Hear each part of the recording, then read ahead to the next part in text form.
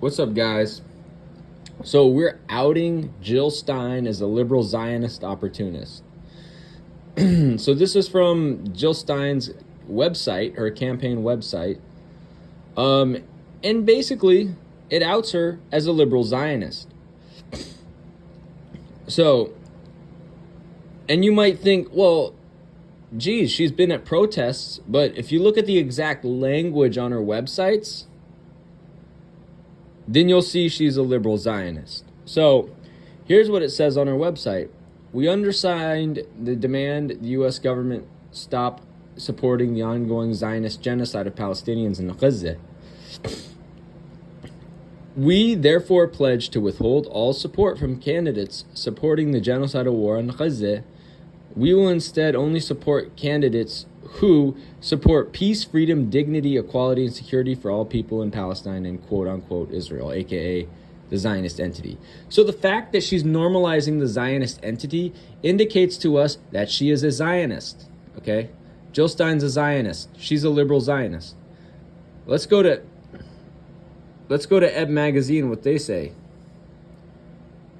So, and the fact that she uses words like freedom, equality, and security for all people in Palestine and the Zionist entity, she's normalizing the Zionist entity. Because whose land does the Zionist entity lie on? Palestine. It's Palestine from the river to the sea. Let's check it out from Ed Magazine. Here's what they say. This is written from the people from the Good Shepherd Collective, Leila Shomali and Lara Kelani. And it says, when self-proclaimed anti-Zionists use rhetoric like Israel, quote-unquote Israel-Palestine, or worse, Palestine, quote-unquote Palestine-Israel, we wonder, where do you think, quote-unquote Israel exists? On which land does it lay, if not Palestine? Right? And it also says, while our collective imaginations have not fully articulated what a liberated and decolonized Palestine looks like, the rough contours have been laid out repeatedly. Ask any Palestinian refugee from Haifa, the lands of Sheikh Moanis, or Deir Yassin. They will tell you a decolonized Palestine is at minimum the right of Palestinians return to an autonomous political unit from the river to the sea. When self-proclaimed anti-Zionists use rhetoric like Israel-Palestine, or worse, Palestine-Israel, we wonder, where do you think Israel exists? On which land does it lay, if not Palestine? This is nothing more than an attempt to legitimize a colonial state. The name you are looking for is Palestine, no hyphen required. At a minimum, anti-Zionist formations should cut out language that forces upon Palestinians and non-Palestinian allies, Lebanese, Yemenis, etc., the violence of colonial theft. So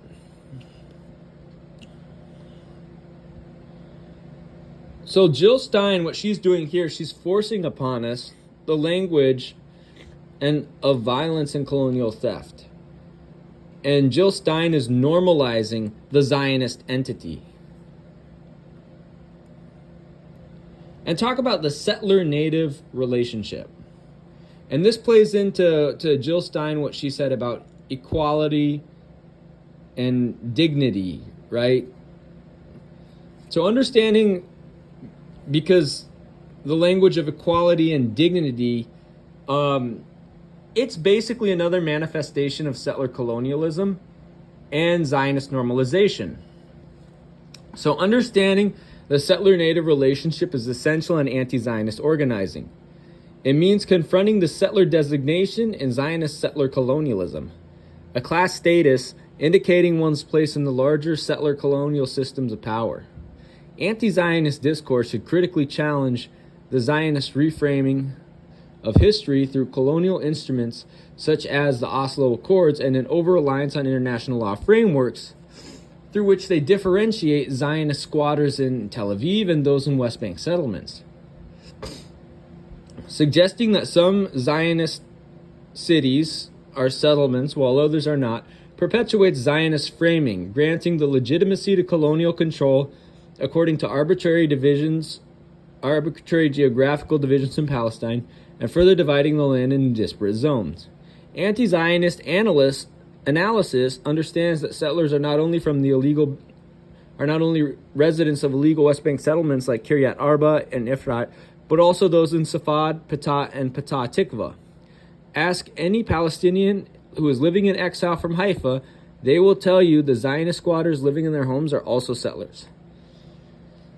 The common choice to center the Oslo Accords, international humanitarian law, and the human rights paradigm over socio-historical Palestinian realities not only limits our analysis and political interventions, it also restricts our imagination of what kind of future Palestinians deserve, sidelining questions of decolonization to convince us that it is the new bad settlers in the West Bank who are the source of violence. Legitimate settlers, in italics, quote-unquote, legitimate settlers who reside within the bounds of Palestinian geography stolen in 1948, like Tel Aviv and West Qudus, are different within this narrative. Like breaking the silence, they can be enlightened by learning the error of colonial violence carried out in service of the bad settlers. They can supposedly even be our partners, all without having to sacrifice a crumb of colonial privilege or denounce pre-1967 Zionist violence in any of its cruel manifestations. As a result of this course of thought, solidarity organizations often showcase particular Zionists, those who renounce state violence in the service of the bad settlers and their ongoing colonization of the West Bank, and roles as professionals and peacemakers, positioning them on an equal intellectual, moral, or class footing with Palestinians. There is no recognition of the inherent imbalance of power between the Zionist squatters and Palestinians they purport to be in solidarity with, stripping away their settler status. The settlers taken out of the historical political context which afforded them privileged status on stolen land and has given them the power to delineate Palestinian experience. This part of the historical occlusion of the Zionist narrative, overlooking the context of settler colonialism to read the settler as an individual and omitting their class status as a settler.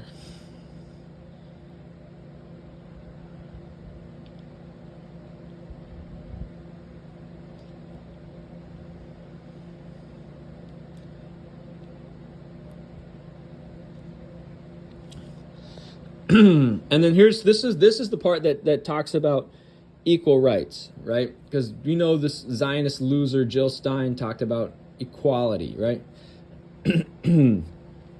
So, as we see, settler colonialism secures the position of the settler, imbuing them with rights, in this case, a divine right to conquest. As such, Zionism ensures the settlers' rights supersede those of indigenous people at the latter's expense. Knowing this slogan, the liberal equal rights for all people, requires deeper consideration. Rather than placing the emphasis on the deconstruction of the settler state and the violence inherent to it, which eternally serves the settler to the direct detriment of indigenous communities, the slogan suggests that Palestinians simply need to secure more rights within the violent system. But equal rights, in the sense that those chanting this phrase, will not come from attempts to rehabilitate a settler state. And they can only be ensured through the decolonization of Palestine, through the material restitution of land and resources. Without further discussion, the slogan simply serves as another mechanism of Zionism, one that maintains the rights of the settler rather than emphasizing the need to restore rights to indigenous communities who have long been the victims of settlers' rights.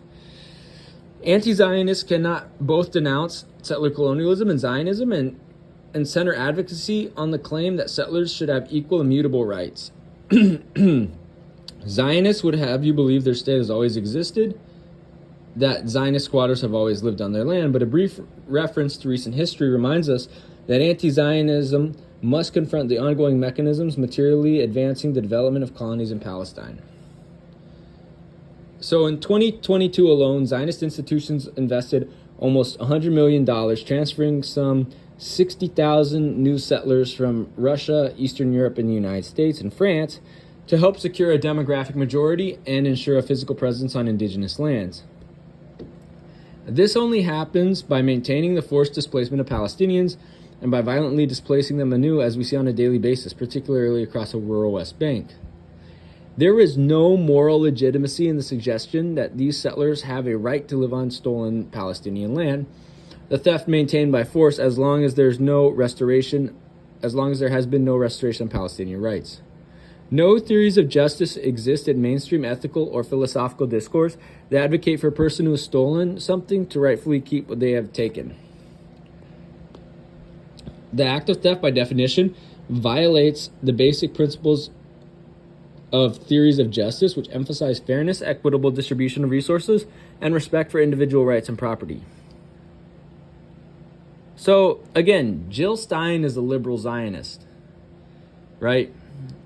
And then Jill Stein, she supports a ceasefire, which would disarm the Palestinian resistance. And she supports the return of all hostages and political prisoners. Now, about the hostage thing, the Zionist hostages, that's what she's referring to in specific.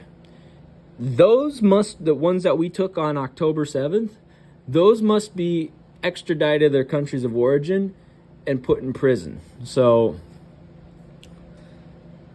yeah, Jill Stein's a liberal Zionist.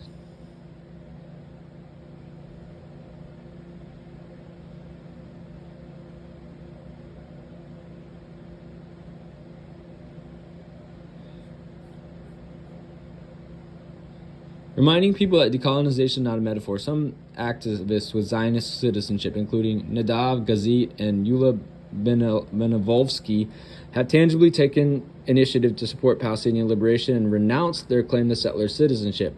When liberal NGOs champion equal rights for all people, with no further discussion of what that means, this is the Zionist version of All Lives Matter, perpetuating or at best failing to question the maintenance of systems of violence against Palestinians. Having laid out some foundational changes and definitions pertaining to Zionism and anti-Zionism, we can explore some essential strategies and tactics of anti-Zionist organizing.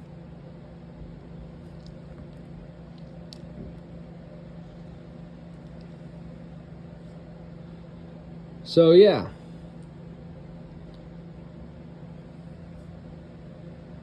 Jill Stein has been outed as a liberal Zionist, and that's why you can't trust her. That's why you should sit out this election. So,